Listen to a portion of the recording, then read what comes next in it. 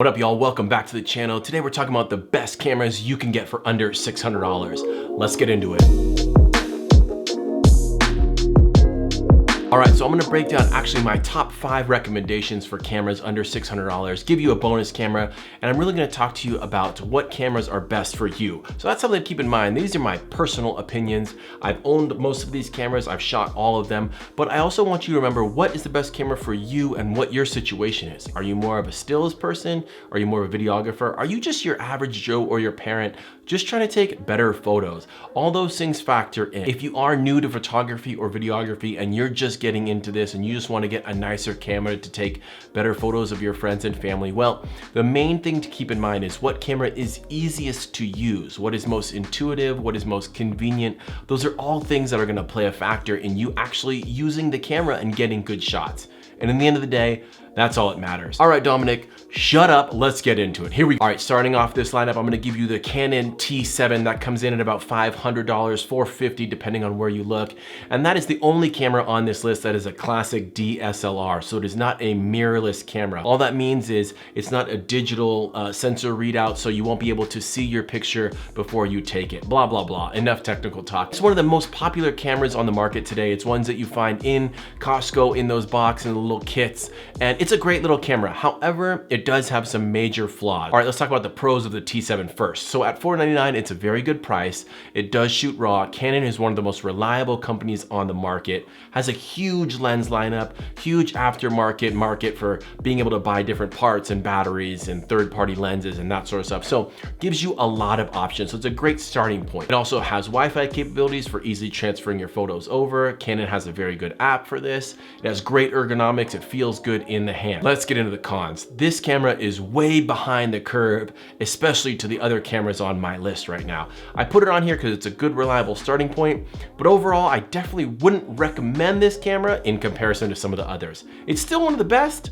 It's just not comparable to the others on this list. It shoots 3 frames per second in bursts. So when you're shooting fast action or your children running, you're only gonna get 3 shots per second, and that's very low. That's much lower than any of the other cameras on this list. Another big flaw is it doesn't have a touchscreen, doesn't have a fully articulating. One of the things I hate about this camera is it has ISO limits due to the processing that's in it, which simply means, for lack of techie talk, that in really dark or low lit situations, you're gonna get really bad photos. It's gonna be very grainy, very noisy, kind of like on your iPhone when you're shooting in the middle of the night. So overall, I would say it's a good camera to think about. If you get a really cheap price on it, I'd say go for it, but let's just pass for now and move on. Next on my list is the Fuji XT100, and I am in love with this camera for photography. That's a big caveat here. This is a wonderful little camera. It's beautifully designed. The ergonomics are great.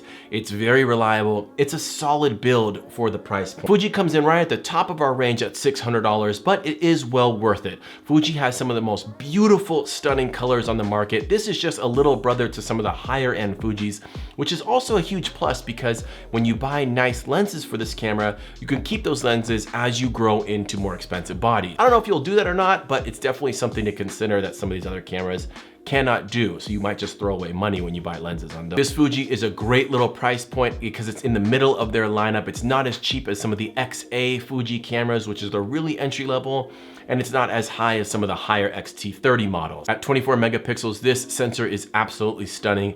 I really love the photography that's coming out of it. Fuji is known for some beautiful, beautiful colors.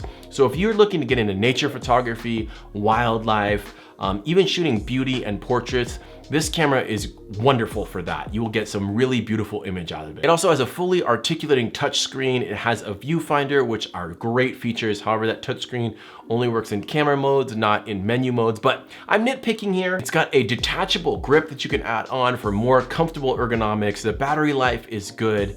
The FPS is good, so it's got a quick burst mode. Overall, it's just a fantastic camera for stills.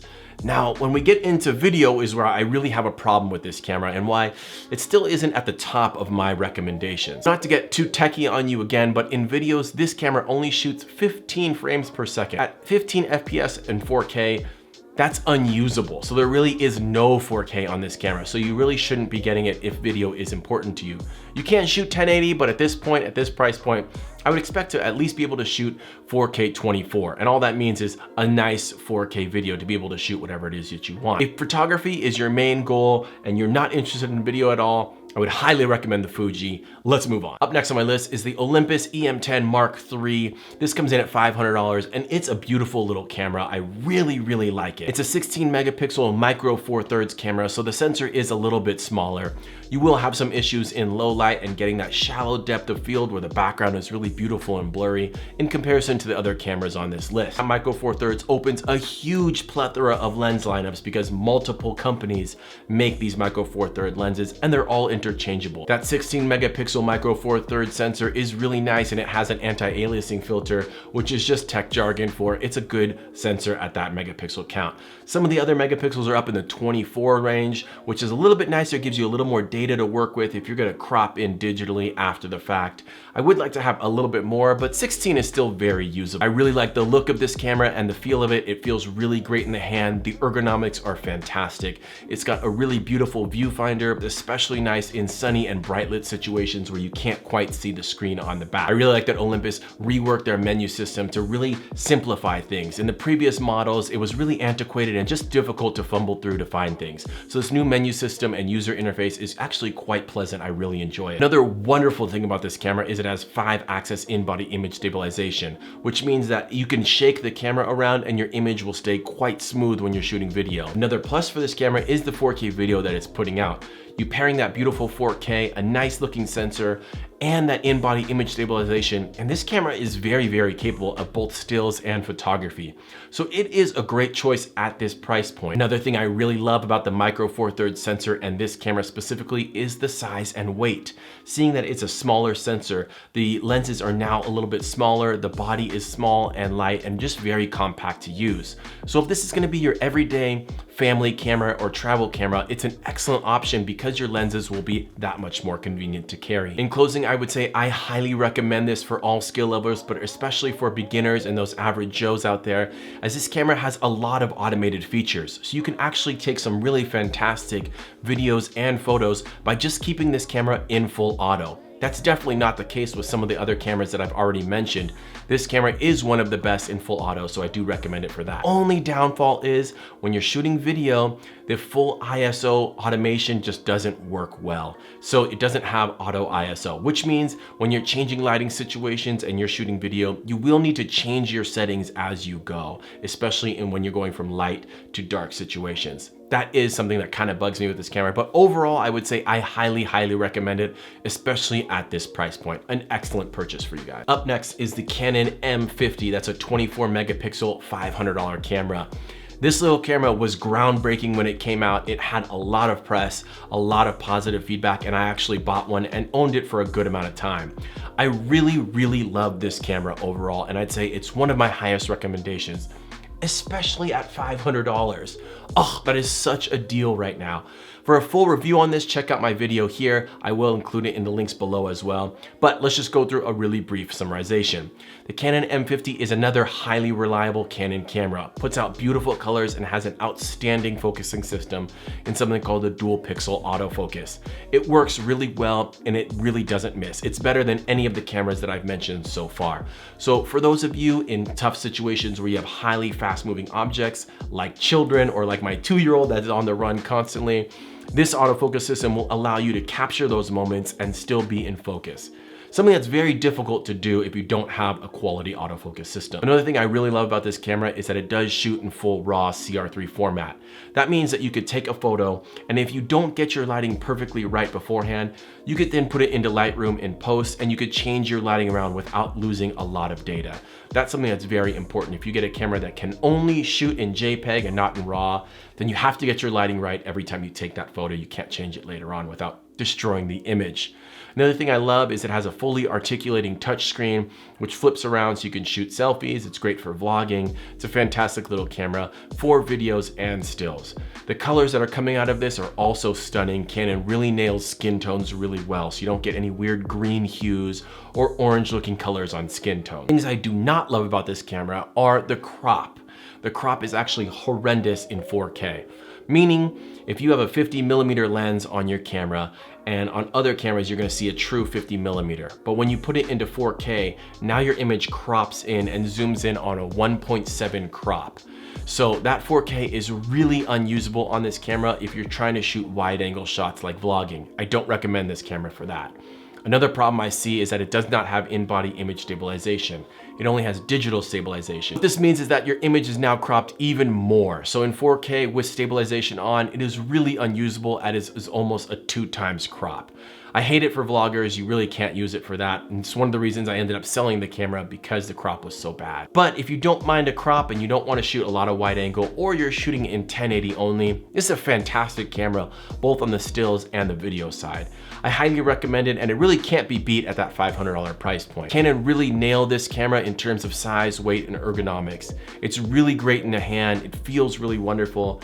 It is incredibly small for all the features that it packs, and the lenses are also small as well. Another thing that's really wonderful about this camera is that it has a full menu system that is built for beginners. For those of you who don't know what things mean, who don't know how to use camera, you can hit the Q button on the back, and it's basically an information button that tells you exactly what every single feature is. It tells you how to change your settings, it tells you what shooting modes work in best situations. It's just really self-explanatory, and they really did a good job building this camera for the average Joe or the non-professional photographer.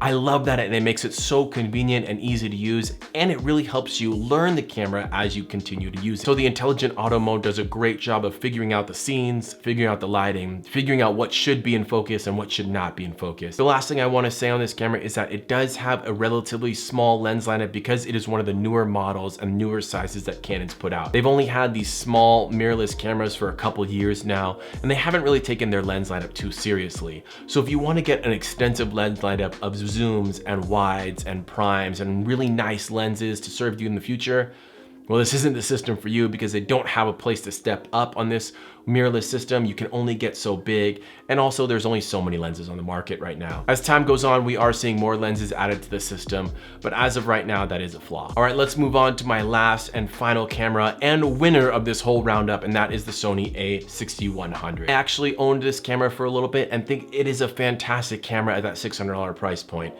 This camera is basically identical to the A6400 that I currently own and the big brother A6600. It is the same sensor, same menu system, unfortunately, same lens lineup, same body, almost the exactly same design. The only thing that Sony stripped away from those higher end cameras are the log profiles and some of the high-end video features that you're probably not going to use anyway. Whether you're shooting photos or videos, the 6100 has real-time eye autofocus. Sony is the leader in the market for their autofocus systems, and this camera has the top of the line. It doesn't disappoint whether you're shooting fast action, moving subjects, or you need to track your subject as you're shooting. The focus locks on instantly, will lock onto the eye of your subject, and will stay locked for as long as you want it. Another thing I love about this camera is there's not a significant crop in 4K. The 4K that's coming out of this is absolutely stunning, even if you are just using a standard picture profile. You can't do much processing or color correction in post, but I think at this entry-level price point, the people that are using this camera won't be taking this into Adobe After Effects or Adobe Premiere anyway. I've seen many documentary filmmakers make short films, documentaries, tons of cinematic footage, using this camera or the little bit big brother of the 6400 using the same sensor and same 4K. It's absolutely stunning for what it can do. What it can't do is stabilize that footage. It doesn't have any in-body stabilization, and the digital stabilization is actually pretty trash. So if you do want to get smooth, constantly relaxed footage where you don't have a big shake in it, you are gonna have to put it on a gimbal, lock it off on a tripod or a monopod. That is a downfall to the Sony lineup in general. One thing this camera really struggles with in video is something called rolling shutter and chromatic aberration. What that simply means is that when you're videoing something like a light post and you move in the camera quickly from left to right, that light post starts to sway and looks really jello-y in your footage. Something that can be really annoying for experienced videographers, but for those simply starting out, it's probably not gonna bug you as much, although it might now that I just pointed it out. Chromatic aberration is also pretty bad, and the standard kit lens just has optical stabilization that's not very good as well. That being said, this camera pretty much has it all. It's got a good lens lineup, it's got a fantastic sensor, it shoots beautiful 4K, shoots beautiful videos and photos, has wonderful autofocus system, has all the full features of its bigger brothers except for a couple things that you probably won't use anyway. Has Wi-Fi, NFC, and a great price point at $600, and really doesn't struggle with any of the issues that some of the other cameras on this lineup have. It also has a mic jack for external audio, good ergonomics, a nice viewfinder, a flip up screen so you could do selfie work or vlogging, and overall just has all the features that you really will be looking for. Also, one thing I love about the Sony lineup is if you do want to grow and get a more professional high-end body, you can do that and your lenses will be working over. So that's a nice thing that you won't just be tossing away your money on the lenses that you purchase for this camera. At $600, this camera is an absolute steal. I recommend it for the beginning or intermediate videographer or photographer, or even the super advanced videographer or photographer looking for a B or backup camera. This camera can do it all, and it does it in a really nice small package. One thing I will say that sucks on the camera, like all Sonys, is the battery life is really terrible and the menu system sucks. But at this point, I've learned to accept those features and just move on and stop complaining about it. If you guys want to check out the A6400 review that I have, check out that video here. It is very similar to the 6100 and the sensor is the exact same. All right, guys, that concludes my lineup of best cameras under $600. I am going to throw a few bonuses in here. I'm going to tell you guys to check out the G7X line from Canon and the Sony RX line. Those can vary in price, some being a little bit more expensive and some being in that price range. But those are point and shoot cameras that are fully featured and very, very packed with a ton of options. I like these cameras because their size and ease of use, and for a lot of you out there, you won't be purchasing many lenses to use the interchangeable lens system. If that's probably you and you're not going to want to spend that extra money on additional lenses, I would definitely check these cameras out. They can take excellent photos and excellent videos in that price point, and then you don't have to worry about other lenses. All right, guys, if you found value in this video, hit me with a thumbs up, get me a subscribe. I want to talk to you guys. I want to hear from you. I'll see you in the next one. Peace.